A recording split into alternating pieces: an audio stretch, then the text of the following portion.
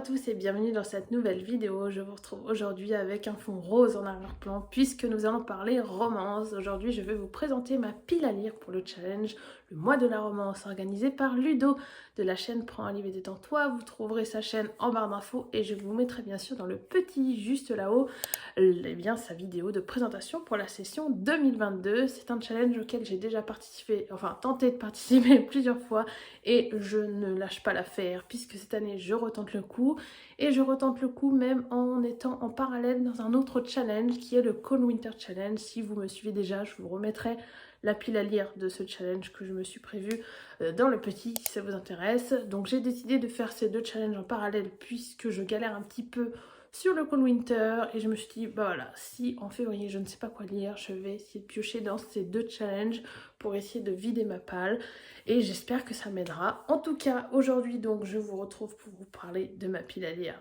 prévue pour le mois de la romance. C'est un challenge que j'aime beaucoup même si je lis très peu de romances. Enfin sur l'année 2021 j'ai lu pas mal de romances quand même, donc je me dis voilà, c'est peut-être l'occasion d'en lire et d'en sortir de ma pile à lire. Donc on va commencer tout de suite. Au niveau des dates, quand même, je vous reparle un petit peu du challenge et du principe même quand même de ce challenge. Ça pourrait être important si vous ne le connaissez pas. C'est un challenge qui dure donc du 1er au 28 février. Et au niveau du principe, je vous mettrai les visuels juste ici. Comme ça, vous verrez un petit peu à quoi ça ressemble.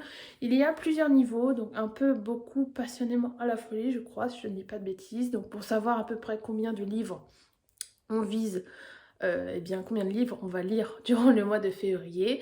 Et ensuite parmi ces livres, donc 3, 6, 9, 12, non 2, 6, 9, 12 si je dis pas de bêtises, la moitié de cette sélection du panier que vous aurez choisi devra être choisie selon des items, donc il y en a 10 au choix. Pour ma part, je vais faire une petite entorse à la règle, donc je ne sais pas si Ludo passera par là, mais j'espère qu'il m'en voudra pas trop. J'ai eu du mal à choisir librement, donc je me suis dit, eh bien, je vais me laisser guider par tous les items, et j'ai décidé de viser le niveau beaucoup, donc 6 livres. Au pire, je me dis, eh bien, je tente le niveau beaucoup, mais peut-être que j'arriverai au moins à réussir le niveau un peu. Mais voilà, donc 6 livres choisis, prévus, et ces 6 livres ont été choisis parmi les 10 items. Donc je me dis, bon, c'est choisi librement, pas tout à fait pour la moitié, mais j'ai quand même respecté le fait de choisir avec des items, donc voilà.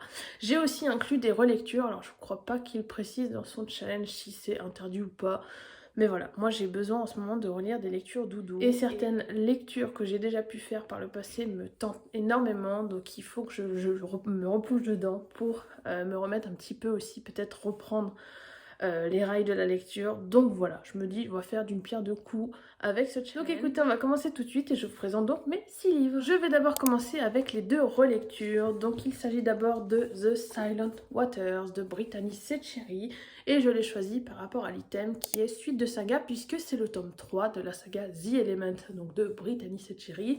J'ai cet exemplaire en VO puisque j'ai découvert ce tome-là en VO. Ce sont 4 tomes indépendants. Mais voilà, moi c'est vraiment mon préféré des 4 et ça faisait un moment que j'avais envie de relire du Brittany Setcheri. Je n'arrive pas à lire des nouvelles choses d'elle. J'ai lu récemment, non pas récemment mais il y a quelques mois, je dirais 6 mois à peu près, le tome 4 qui s'appelle The Gravity of Us que j'avais adoré. Et là je me suis dit, Silent Waters, je sais que c'est mon préféré des 4 mais j'ai envie de me plonger dedans pour me rappeler à quel point. Bon, je sais que je vais souffrir parce que vraiment c'est un livre ultra poignant, ultra émouvant, tout ce que vous voulez. Je sais que je vais souffrir, mais j'ai envie de retrouver ces personnages. Ici, on retrouve Maggie et Brooks. Maggie qui, à l'âge de 6 ans, donc malheureusement, elle a vécu un énorme traumatisme qui a fait que depuis ses 6 ans, elle n'a plus sorti un mot. Voilà, elle est muette. Et pendant du coup toute son enfance, ça a été très compliqué à gérer au niveau de sa famille, de l'école, etc. Et tout au long de son enfance, il y avait Brooks. Brooks, son ami de toujours, qui l'a soutenue contre vents et marées, qui a toujours été là pour elle. Et donc on va les suivre voilà, un petit peu pendant l'enfance, puis l'adolescence, et un peu plus tard, je crois quand ils sont jeunes adultes, si je ne dis pas de bêtises. Et voilà, on va voir un petit peu ce qui se passe entre eux, ils vont un peu s'éloigner jusqu'au jour où eh bien, un drame va arriver à Brooks. Et là, on va voir justement ce qui va se passer. Est-ce que Maggie va être là pour lui ou pas? Et qu'est-ce qui va se passer entre eux? Donc voilà, je sais déjà que je vais passer un bon moment. Alors, mon seul petit problème à la limite, c'est que c'est en VO. Mais dans mes souvenirs, c'était hyper facile à lire. Et puis je me dis que ça fera partie de mes objectifs de l'année. de lire un peu plus de VO. L'année dernière j'ai lu un livre VO, donc voilà, on aurait déjà le premier, sauf si j'ai réussi à en lire en janvier, ce qui m'étonnerait. Voilà, ça ferait au moins un livre en VO, donc ça serait top. J'ai vraiment hâte de me replonger. Bon, voilà, comme je vous le dis, c'est une relecture, donc ça n'aidera pas à faire baisser ma pile à lire, mais ça me fera du bien et c'est ce qui compte. La deuxième relecture que j'ai prévu de faire, alors là c'est une relecture que je vais faire en papier, puisque j'ai découvert le titre en audio. Il s'agit de L'Alchimiste de Stephenie Meyer. Donc, Stephenie Meyer, voilà, j'adore Twilight, j'adore encore plus Les Âmes Vagabondes. Et ensuite, j'ai découvert L'Alchimiste en audio. Et là, ça a été la révélation. Je dirais que Les Âmes Vagabondes est au-dessus de L'Alchimiste quand même. Mais voilà, je trouve que Stephenie Meyer, autant j'ai aimé son talent dans Twilight, même s'il y avait pas mal de petits défauts, de petites choses qui allaient pas. Mais alors dans Les Âmes Vagabondes et L'Alchimiste, voilà, pour moi elle a tapé dans le mille, pour vraiment top du top. Et du coup, j'ai envie de me replonger dans cette histoire. On va suivre, je crois que c'est Alex, mais je ne sais plus parce que je crois qu'au début de l'histoire, elle a plusieurs noms puisqu'elle est censée se cacher. C'est une jeune femme qui, en fait, je sais plus exactement le métier qu'elle fait, mais c'est un métier, comment on va dire, qui sert dans les services secrets, l'espionnage, tout ça. Elle a un talent particulier qui aide à, je crois que c'est pour interroger les suspects, les criminels, en tout cas, elle arrive à obtenir des informations des gens grâce à ses talents de chimiste, je ne vous en dirai pas plus.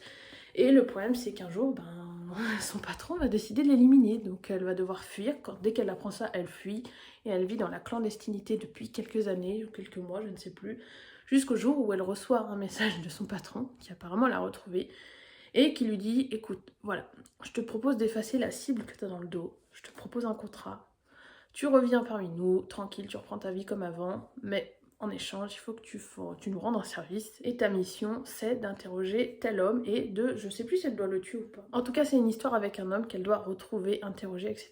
Et bien sûr, vous vous doutez bien que ça ne va pas se passer comme prévu. Et là, je l'ai choisi, j'ai oublié de vous le préciser, c'est une romance thriller, puisque ce n'est pas une romance pure et dure, c'est vraiment une romance thriller. On est sur, voilà, il y a pas mal de suspense, de rebondissements, d'action, elle risque quand même sa vie, elle fait quand même un métier un peu particulier, voilà. Donc, et puis la romance n'est pas le cœur de l'histoire, il y a vraiment, voilà, la romance thriller, je peux pas dire mieux, on a les deux dans ce livre, donc je me suis dit, quand j'ai vu la catégorie de Ludo, j'ai dit mais c'est parfait pour l'alchimiste, c'est parfait pour que je puisse relire l'alchimiste, donc moi je suis très contente et j'ai hâte de retenter ce livre. C'est une sacrée bricasse puisqu'il fait quand même 700 pages. En audio, c'était passé tout seul, mais là j'ai envie de le relire en papier, en plus c'est en format poche, donc j'espère que ça ira vite et que ça me plaira tout autant que la première fois. Ensuite, pour les livres qui sont dans ma pile à lire, je vais commencer par la partie e-book, donc il n'y en a qu'un. Il s'agit de Saut romantique de Enaël. Je vous mettrai bien sûr la couverture à l'écran. Alors là, je triche un peu puisque c'est un livre qui est aussi dans ma pile à lire pour le Cold Winter Challenge. Donc si je finis par le lire, au moins ça sera validé des deux côtés, donc ça ce serait vraiment cool. Au niveau de l'histoire, je vais vous la faire courte, on va suivre un jeune homme dont j'ai perdu le nom, qui est papa de 2 enfants, qui est divorcé, je crois qu'il a divorcé récemment, et son ex va se remarier et l'invite à son mariage. Le problème c'est que lui actuellement il est célibataire et il n'a pas envie de se pointer au mariage de son ex tout seul. Donc ce qu'il va faire, c'est qu'il va essayer de se trouver une cavalière. Le truc, c'est que ça ne va pas se passer comme prévu et il se pourrait qu'il trouve eh bien, une autre personne qu'une femme déjà, puisqu'on est sur une romance qui semble être une romance hétéro, mais qui en fait pourrait être une romance plutôt MM. Enfin plutôt, c'est même sûr que c'est une romance MM. Voilà, donc si vous n'aimez pas ça, n'y allez pas forcément. Mais moi j'ai trouvé ça vraiment intéressant d'avoir ce concept d'un héros, enfin ce concept, de voir le ressenti d'un personnage qui se découvre bisexuel ou autre, je ne sais pas encore exactement comment il se définit, mais voilà, donc j'ai trouvé ça très intéressant, j'ai hâte de voir ce que ça va donner, et puis ça fait longtemps que j'ai pas lu une romance avec le point de vue d'un homme, donc voilà. Et c'est pour la catégorie auto-édité, puisque si je ne dis pas de bêtises, c'est un livre qui est auto-édité. Ensuite, le 4e livre que j'ai choisi, c'est Jane Eyre, donc de Charlotte Brontë, aux éditions Livre de Poche. Et là, je l'ai choisi pour la catégorie plus de 400 pages, puisqu'il fait 550 pages, un truc comme ça. Je vous dis pas de bêtises. Oui, c'est ça, 540 pages, un truc comme ça. Après, à la fin, il y a tout un blabla, mais je crois pas que ce soit le livre en lui-même. Ce qui est sûr, c'est que c'est un livre qui fait plus de 400 pages et c'est un classique avec de la romance pure et dure puisqu'on va suivre Jane Eyre qui est apparemment pauvre, orpheline et pas très jolie, voilà ce qui marquait les premières phrases du résumé. Et elle va en fait, grâce à son caractère, sa force de caractère tout court, elle va arriver à se faire une place dans la société et même à trouver l'amour. Voilà, donc j'ai vu le film, j'avais beaucoup aimé. Donc il y avait Jane Eyre qui trouve l'amour avec ce monsieur. Je me rappelle qu'il y avait une petite intrigue avec ce qui se passe dans sa maison à lui, mais je ne me rappelle plus de tout. Donc voilà, je verrai quand j'arriverai à le lire. Mais c'est écrit tout petit par rapport à là où c'est... Je sais pas si on verra bien. Oui, on voit la différence. Voilà, je vais me marrer. Hein. Je sens que je vais me marrer. Mais bon, c'est un livre que ça fait longtemps que je voulais le lire, celui-ci. Je crois que c'est quand j'ai fait ma vidéo où je me débarrasse de mes livres, je vous montrais justement le Jane Eyre l'autre version que j'ai. Je me suis dit, mais en fait, Jane Eyre, ça me tenterait quand même bien de savoir ce que ça donne. Donc voilà, je me dis, c'est l'occasion, le mois de la romance. Ça me fait sortir aussi un peu des classiques. Voilà, donc écoutez, on verra bien ce que ça donnera. Ensuite, alors là, lui, j'ai lu les commentaires. Et normalement, il y a des histoires d'amour. C'est pas le cœur du livre. J'espère que ça rentrera quand même. Voilà, ce qui compte aussi, c'est que j'arrive à le lire. Donc, bon, bah, s'il rentre pas dans les consignes, enfin dans le challenge Ludo, tant pis, ce sera lu quand même. Il s'agit de La pâtissière de Long Island de Sylvia Lott, aux éditions J'ai lu. C'est une très jolie édition. Donc, c'est un cadeau de mon amie Camille. Je sais pas si elle passera par là, mais ça fait un moment que je l'ai. Voilà, elle me l'avait offert en 2017, c'est pour vous dire. Il est temps que je le sorte, c'est tout à fait le genre de choses qui me plaît. Et donc, comme je vous l'ai dit, voilà, il y a normalement une petite histoire d'amour dedans. Et pour l'item qui correspond ici, c'est pour le format poche. Voilà, donc franchement, les items de Ludo sont top parce que je me suis assez retrouvée. Enfin, ça a été facile pour choisir mes livres. Et donc, on va suivre en 1932 Marie qui est envoyée à New York chez ses frères puisque son père ne veut pas qu'elle fréquente l'homme qu'elle aime. Donc elle est envoyée au loin et elle débarque à New York avec, donc c'est marqué, deux choses, le cœur brisé et la recette ancestrale d'un savoureux gâteau au fromage blanc. Voilà. Et en parallèle, donc on suit en 2002 Rona, sa petite nièce, qui est en plein, voilà, beaucoup de problèmes sentimentaux, professionnels. Et elle va rendre visite à Marie, qui va du coup lui raconter toute son aventure quand elle a débarqué à New York. Et moi j'adore quand il y a, je sais pas si c'est vraiment comme ça tout le long, mais j'adore quand il y a, on suit quelqu'un dans le passé et quelqu'un dans le futur et tout se rejoint. Enfin voilà, moi c'est exactement ce qu'il me faut et ce que j'aime. Donc voilà, je me suis dit c'est parfait, si en plus il y a une histoire d'amour dedans, et bien ça rentre dans le challenge. Donc voilà, et puis c'est un cadeau qu'il faut que je lise puisqu'il traîne depuis un moment dans ma pile à lire. Voilà, tout est combiné dans ce livre, en plus il est rose. Voilà, j'ai hâte de le commencer et de vous en dire des nouvelles. Et enfin, le dernier livre que je sors, c'est Ashes Falling for the Sky, le tome 1 de Neil Gaiman et Mathieu Guibet. Donc là, c'est pour la consigne tome 1. Voilà, donc tout simplement. Au niveau de l'histoire, donc on va suivre Ash et Sky. Sky qui décide de bien un soir de se dire allez c'est bon, si j'ai bien compris, j'arrête de me prendre la tête et elle tombe sur Ash et elle décide d'avoir une aventure sans lendemain avec lui. Sauf que bien sûr elle va se faire un petit peu avoir et j'imagine qu'elle va tomber amoureuse de lui, mais je sais pas, apparemment c'est dit dans le résumé qu'elle va faire fuir Ash. Et puis ben voilà. C'est un résumé de fou, hein. Donc si vous voulez un vrai résumé, comme toujours, vous trouverez tous les livres en barre d'infos avec un lien vers Livre Addict. Là, je vous avoue que je n'en sais pas beaucoup plus, à part que c'est écrit par Neil Gaiman. Voilà, la youtubeuse, booktubeuse, enfin ex-booktubeuse, je sais pas si elle est toujours booktubeuse, j'ai un doute, mais en tout cas voilà. Je vous mettrai sa chaîne d'ailleurs dans le petit i, si vous ne la connaissez pas. Voilà, c'est un livre qui date, puisque je l'avais acheté à sa sortie. Il y a aussi un tome 2, et je crois que c'est terminé en 2 tomes. C'est de la romance pure et dure, c'est, il paraît, très très bien. J'adore la couverture. Et il est temps que je le sorte. Encore une fois, parce que je sais plus quand il est sorti, mais 2018. Apparemment, 2018. C'est une catastrophe. Mais c'est à ça que servent les challenges. Donc voilà. L'idée, vous l'avez compris, dans ce challenge, c'est de sortir des romances ou des livres avec de la romance un petit peu qui sont et traînent dans ma palle surtout. Donc voilà, j'espère que ça me plaira. Et bien sûr, je vous en dirai des nouvelles. Voilà, j'espère que cette vidéo vous aura plu. Il est temps que je conclue. Ça a été un petit peu chaotique, mais je vous avoue que j'ai un petit peu improvisé parce que je n'étais pas sûre de participer à ce challenge. Mais en fait, quand j'ai commencé à regarder, ma pile à lire s'est faite un petit peu toute seule avec ses relectures et cette partie non-relecture.